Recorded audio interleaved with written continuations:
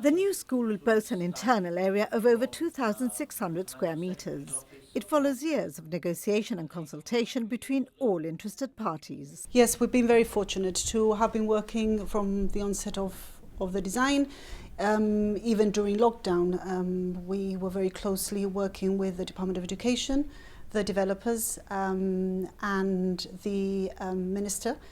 But most importantly with the staff as well. They've had a huge involvement in the design and what they feel is important that should go in the school as well as with regards to furniture, fittings. So which in all honesty I think it's very important to have everybody's sort of holistic approach to the design of the school, yes. The scheme will see the redevelopment of the site with the existing stone facade and rubble wall facing Town Range retained. Yes, indeed. As Minister for Urban Renewal, I'm very, very pleased about this for that reason as well. It fits in very well with its surroundings. It respects the old stonework. It converts an old building and gives it a new use for years to come. So that's very, very satisfying. Different financing in this case, not like other schools where the government actually owns the school. So how's it going to work? Well, the developer will be putting forward the capital investment and building the school, and then the government will be renting it under the terms that have been agreed. So there's no capital involvement from the government at this stage.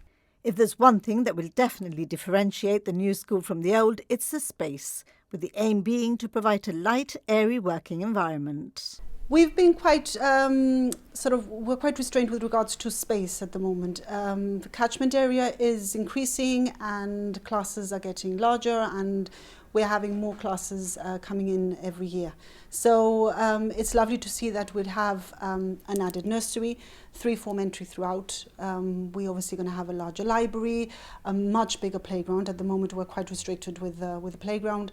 We're going to have garden area. We're going to have a playground for the little ones, so we won't need to have to stagger it as much. So the little ones will have a playground. That means the nursery and the reception will have their own playground, and the rest of the school will have a massive playground on the top floor.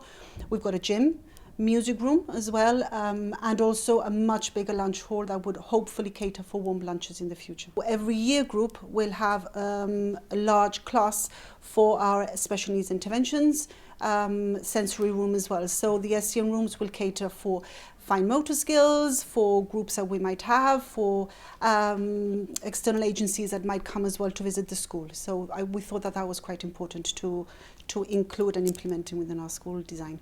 The government says one of the key challenges in relocating the school was identifying a site large enough to cater for the growing need of the catchment area in close proximity to the current school.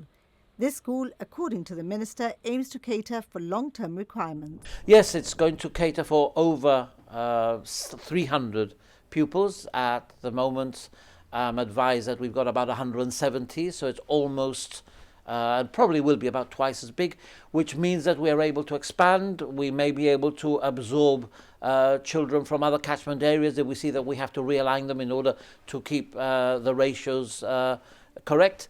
So it's an investment in the future in more ways than one. The existing Hebrew school will move to the site of the old St. Mary's School, with this to be totally refurbished.